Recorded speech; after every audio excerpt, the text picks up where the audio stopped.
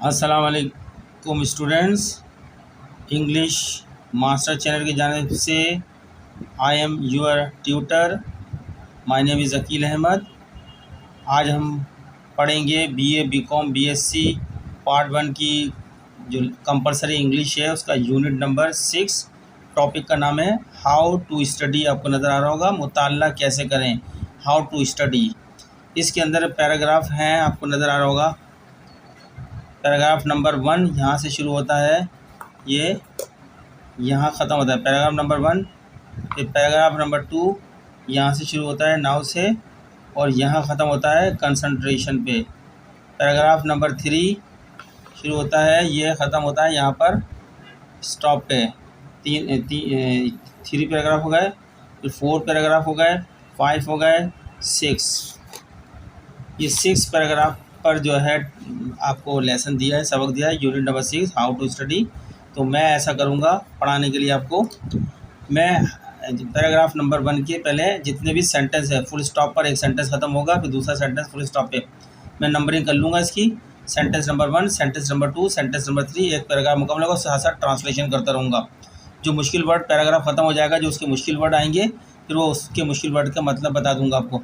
ठीक है, मैं इस तरह पढ़ाऊँगा। ये एक लेक्चर एक पैराग्राफ में बनेगा। 1 2 3 4 5 6 इसके 6 लेक्चर बनेंगे यूनिट के ट्रांसलेशन, ताकि लंबी वीडियो ना बने। हम लंबी वीडियो से बचने के लिए शॉर्ट 15 से 20 मिनट की वीडियो बनाएंगे। हर पैराग्राफ पे एक लेक्चर रहेंगे ट्रांसलेशन का, ताकि आपको समझ में आ सके, क्योंकि इम्तहान में पैराग्राफ ही आता है सीन पैसेज के ऊपर। तो आपके सामने पैराग्राफ होगा तो आप फौरी तौर पर समझ जाएंगे इसका ये पहला पैराग्राफ से लिया गया है इस यूनिट से। ठीक है, तो मैं शुरू करता हूँ आपके सामने। चलिए स्टूडेंट्स, हम इसको जो है मैं अपनी हैंड राइटिंग में लिखूँगा, एक एक सेंटेंस लिखूँगा, उसका साथ साथ ट्रांसलेशन करूँगा, जहाँ ज़रूरत पड़ेगी वर्ड का मतलब भी बताता जाऊँगा साथ में। ठीक है, ये हमारा इंग्लिश मास्टर चैनल है और टॉपिक का नाम है how to study, unit number 6 है किताब का। आपकी जो टेक्स्ट बुक है उसका मुताल्ला कैसे करें, ये मैं शुरू करता हूँ। हाउ टू स्टडी मुताल्ला कैसे करें, पैरा नंबर 1। ठीक है, मैंने अभी आपको दिखाया 6 पैरा हैं। पैराग्राफ नंबर 1 के बहुत से सेंटेंस होंगे, तकरीबन वो तमाम एक एक सेंटेंस हम लिखेंगे, उसका ट्रांसलेशन करेंगे ताकि आपको आसानी हो जाए। तो पहला सेंटेंस लिखा है मैंने, there is a lot of misunderstanding about studying. There is a lot of misunderstanding about studying. पढ़ाई के बारे में बहुत गलत फहमी है। इज़ माने है, अ लॉट ऑफ बहुत, मिसअंडरस्टैंडिंग माने गलत फहमी, बहुत गलत फहमी, अ लॉट ऑफ मिसअंडरस्टैंडिंग बहुत गलत फहमी, अबाउट बारे में, स्टडिंग पढ़ाई। ठीक है, स्टडिंग बोलते हैं पढ़ाई को, अबाउट के बारे में, ये हो गया के बारे में। स्टडिंग माने पढ़ाई, स्टडिंग माने पढ़ाई, अबाउट स्टडिंग के माने है पढ़ाई, और अबाउट के माने के बारे में, अबाउट का मतलब होता है। ठीक है, अ लॉट ऑफ बहुत, अ लॉट ऑफ माने बहुत, मिसअंडरस्टैंडिंग माने गलत फहमी, इज़ माने है। ठीक है स्टूडेंट्स, अब चलते हैं हम इसी पैराग्राफ नंबर 1 का सेंटेंस नंबर 2। मैं आज सेंटेंस टू सेंटेंस आपको पढ़ाता जा रहा हूँ। सेंटेंस नंबर 2 देखते हैं, पैराग्राफ नंबर 1 का sentence number 2। Most students have not been taught. Teach की थर्ड फॉर्म है टॉट, परफेक्ट टेंस है ये, पर have not been taught passive voice में जो है ये परफेक्ट टेंस बनाया गया है। Most students have not been taught, उनको नहीं पढ़ाए गए, बहुत सारे स्टूडेंट को नहीं सिखाए गए। द प्रिंसिपल उसूल बिहाइंड रियली इफ़ेक्टिव वर्किंग। वाकई जो मौसर वर्किंग के उसूल होते हैं, जो बिहाइंड होते हैं, वो उनको नहीं सिखाए गए। तो मेहनत का तर्जुमा क्या है, ज़्यादातर तलबा को वाकई मौसर काम करने के पीछे जो उसूल होते हैं वो नहीं सिखाए गए या नहीं पढ़ाए गए। ठीक है, यहाँ जो है मोस्ट स्टूडेंट्स मतलब ज़्यादातर तलबा, हैव नॉट बीन टॉट नहीं सिखाए गए हैं। ठीक है, द प्रिंसिपल उसूल, बिहाइंड रियली इफ़ेक्टिव वर्किंग, जो पीछे होते हैं इफ़ेक्टिव वर्किंग के, ज़्यादातर तलबा को वाकई माने रियली मौसिर काम करने के पीछे, बिहाइंड माने पीछे, जो उसूल होते हैं प्रिंसिपल्स वो नहीं सिखाए गए हैं, हैव नॉट बीन टॉट, नहीं सिखाए गए हैं। ठीक है, मैंने एक वर्ड का मतलब भी बता दिया, तर्जुमा कर दिया, दोबारा पढ़ देता हूँ। Most student have not been taught the principles behind really effective working, ज़्यादातर तलबा को वाकई मौसर काम करने के पीछे जो उसूल होते हैं वो नहीं सिखाए गए हैं, या नहीं पढ़ाए गए हैं, या नहीं बताया गया है उनके मुताल्लिक़ दौर में, टाइम में। चलते हैं नेक्स्ट सेंटेंस की तरफ। सेंटेंस नंबर 3 पैराग्राफ नंबर 1 का हाउ टू स्टडी हमारा टॉपिक चल रहा है। Imagine a graph showing the amount a person learns against the number of hours he works in a day. Imagine a graph showing the amount a person learns against the number of hours he works in a day. ठीक है students, आप अपनी आपका किताब है तो देखते रहे, नहीं तो इसी से ही पढ़ते रहे, देखते रहे। Imagine a graph showing the amount a person learns against the number of hours he works in a day. Imagine माने तस्वुर करना होता है, अ ग्राफ एक ग्राफ होता है, शोइंग जो जाहिर करता है, दिखाता है, जाहिर करता है, ठीक है ना। द अमाउंट मिकदार होती है, अ पर्सन एक शख्स, लर्न सीखने की बात होती है, सीखता है, against the number of hours जो कितने घंटों के अंदर सीखता है, he works in a day जो वो एक दिन में काम करता है। ये वर्ड का मतलब बता दिया, इन अ डे एक दिन में, वर्क्स काम करता है ही। ठीक है, मैं इसका तर्जुमा करता हूँ आपको। मैं एक ग्राफ का तस्वुर करें, इमेजिन अ ग्राफ, ये लिखा था ना, इमेजिन अ ग्राफ, एक ग्राफ का तस्वुर करें, शोइंग जिसमें एक दिन में काम करने वाले घंटों के मुकाबले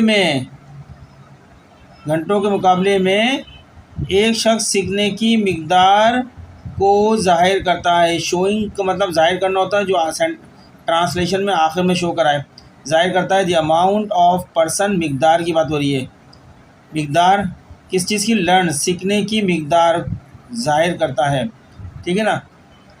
अगेंस्ट माने मुकाबले में, द नंबर ऑफ आवर्स माने घंटों के, ठीक, he works in a day एक दिन में, जिसमें एक दिन में काम करने वाले घंटों के मुकाबले में एक शख्स सीखने की मिकदार को जाहिर करता है। दोबारा ट्रांसलेशन करते हैं।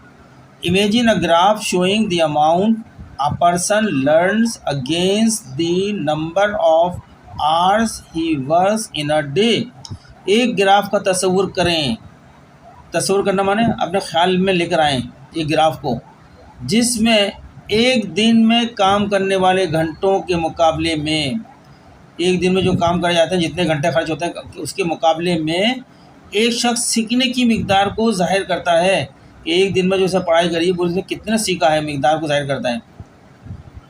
ठीक है, ये सेंटेंस नंबर 3 था पैराग्राफ नंबर 1 का। टॉपिक हमारा how to study, unit number 6, BA BCom BSc part 1 की कंपलसरी टेक्स्ट बुक है इंग्लिश की, उसका यूनिट नंबर 6 है हाउ टू स्टडी। उसका हम सेंटेंस टू सेंटेंस ट्रांसलेशन कर रहे हैं ताकि आपको एग्ज़ाम के लिए आसानी जाए। हमारे 6 लेक्चर बनेंगे, ये लेक्चर नंबर 1 है। एक पैराग्राफ का आज का लेक्चर मुकम्मल होगा। कितने सेंटेंस आते हैं इसको हम कवर करेंगे यहाँ पे। वक्त लंबा नहीं करना चाह रहे लेक्चर को, टाइम बचाने के लिए। चलते हैं नेक्स्ट सेंटेंस की तरफ। चलिए स्टूडेंट, सेंटेंस नंबर 4 की तरफ आते हैं। पैराग्राफ नंबर 1 चल रहा है हाउ टू स्टडी का। पहला पैराग्राफ है, if he doesn't do any work, comma he learns nothing bracket में 0.0 full stop. If he doesn't mean does not, short form है ये डजेंट की, डज नॉट की डजेंट जो है शॉर्ट फॉर्म है। If he doesn't do any work comma he learns nothing. Point graph के अंदर पॉइंट कौन सा आ रहा है? पॉइंट 0 पॉइंट पे होगा। मतलब कहने का ये है कि वो कह रहे हैं अगर वो कोई काम नहीं करता तो वो कुछ नहीं सीखता। ग्राफ में नुक्ता सिफर पे दिखाया गया है, ऐसे को सिफर पे यानी 0 पे दिखाया गया है नुक्ते को।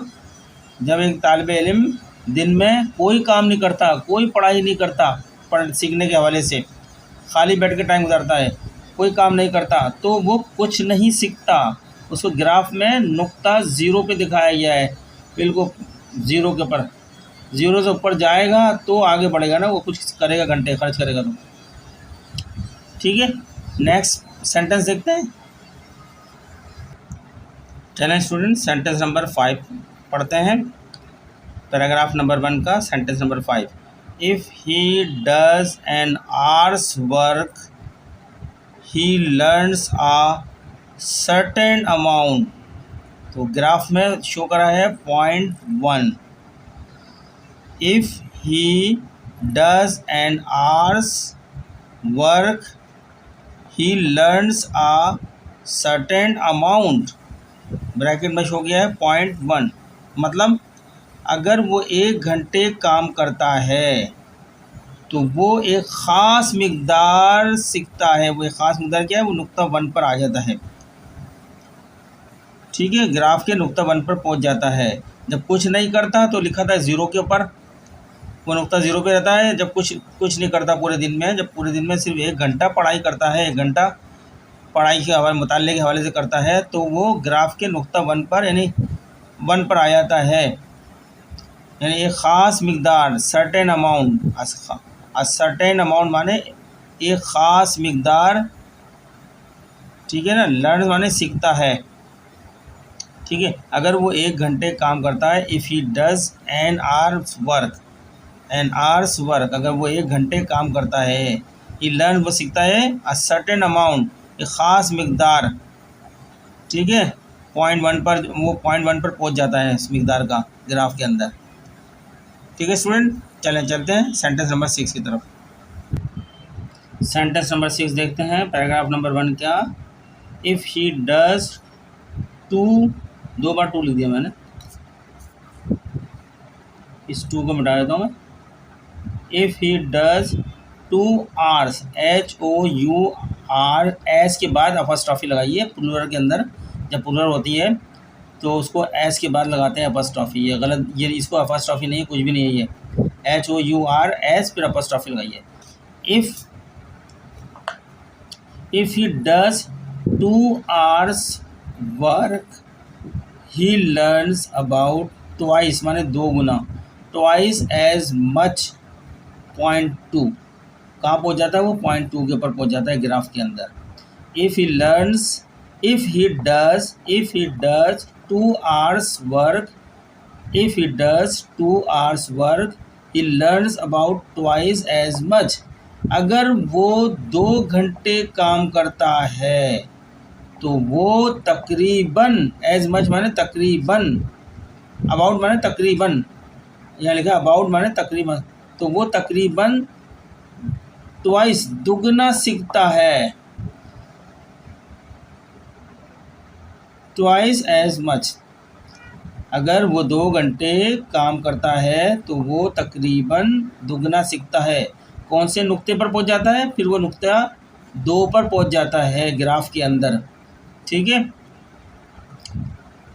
समझ में आ गया होगा ये पॉइंट्स। चलते हैं नेक्स्ट सेंटेंस की तरफ। Sentence number 7।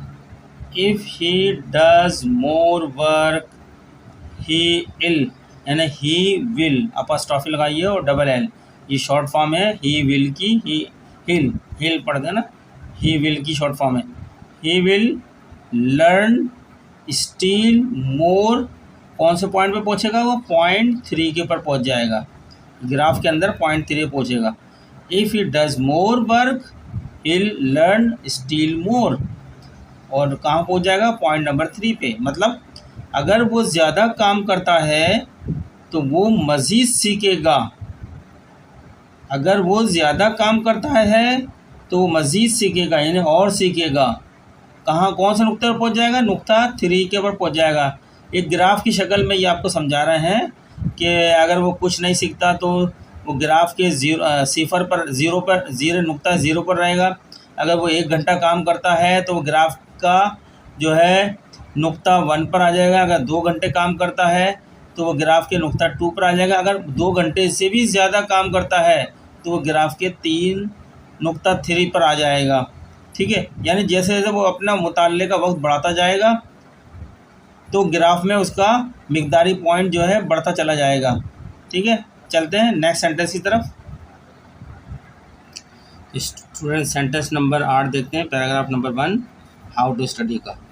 How ever comma if he tries to do 23.5 hours work in 1 day, in a day या इन 1 डे, बुक में लिखा है इन 1 डे, कॉमा ही इल यानी he will, apostrophe and double L, short form है। हिल माने ही will की short form है।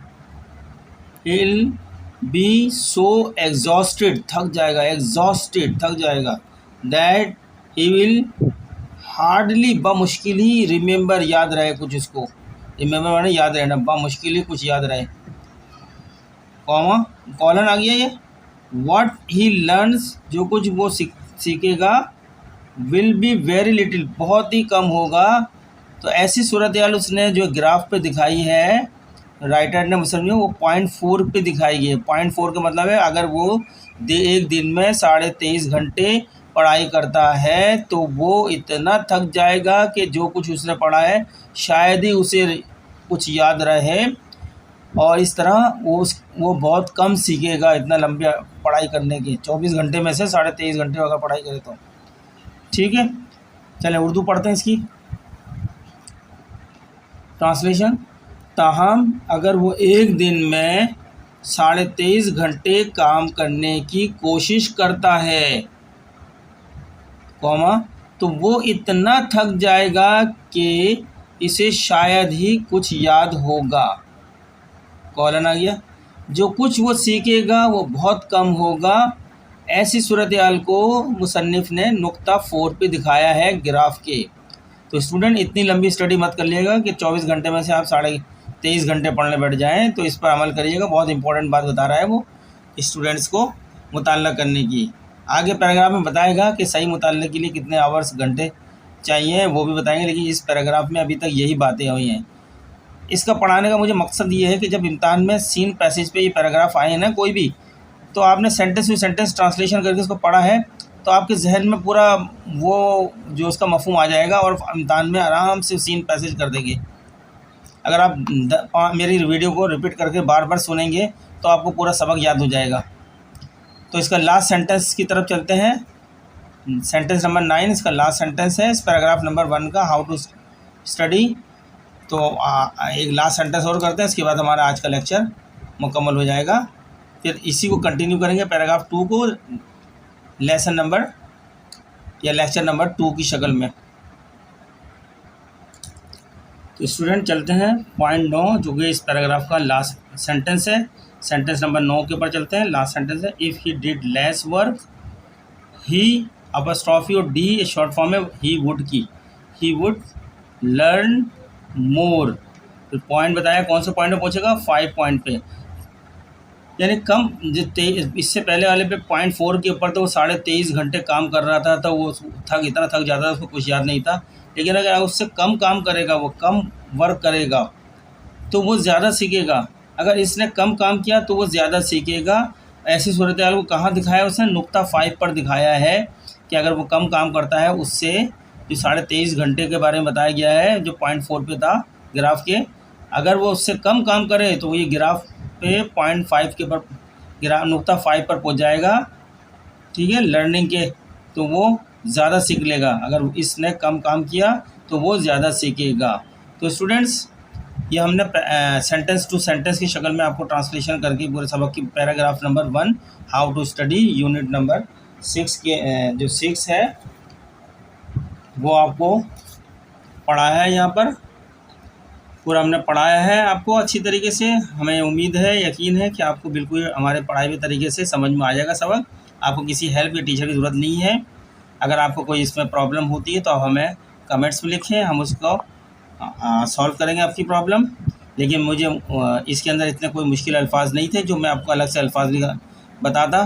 तमाम आसान अल्फाज थे इस पैराग्राफ के अंदर। कोई मुश्किल अल्फाज आता जहाँ आया था मिसअंडरस्टैंडिंग, तो मैंने बताया था गलतफहमी को बोलते हैं।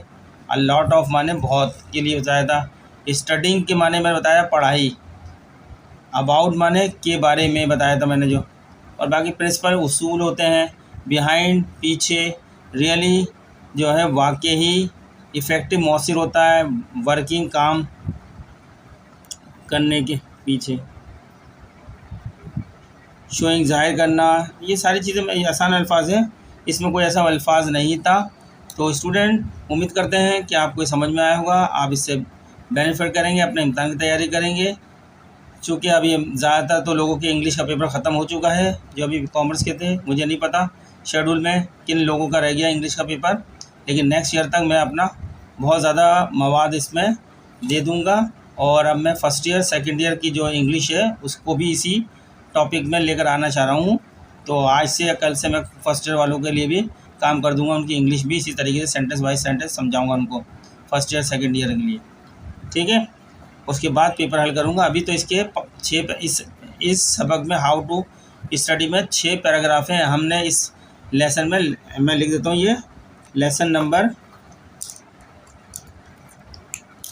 ये हमारा लेक्चर नंबर 1 है। इसका लेक्चर 01, ये 6 पैराग्राफ है, तो 6 लेक्चर में जाके मुकम्मल होगा, बिल्कुल इस तरतीब से जिस तरह मैं पढ़ा रहा हूँ, ठीक है स्टूडेंट। चलें, मिलते हैं नेक्स्ट लेक्चर के अंदर। आपको आप इसका स्टडी करें, मैं इसको अपलोड करता हूँ।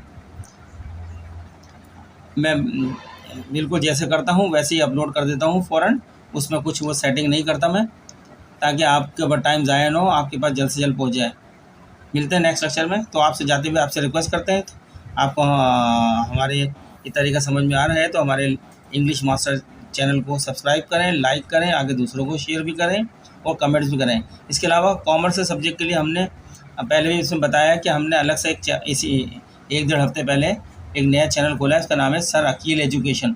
उसमें हम कॉमर्स के हवाले से जितने भी टॉपिक हैं सब पे अभी तो हमने स्टार्ट करा है, लेकिन आइंदा कुछ महीनों के अंदर काफ़ी उसके अंदर मटेरियल आ जाएगा। कॉमर्स के सारे सब्जेक्ट के ऊपर इम्तहानात के भी पेपर हल करेंगे और बुकों से भी हल करेंगे उनके मामला, ताकि आपकी स्टडी यहीं पर अच्छी तरीके से हो जाए। तो मिलते हैं नेक्स्ट लेक्चर में। अल्लाह हाफिज़।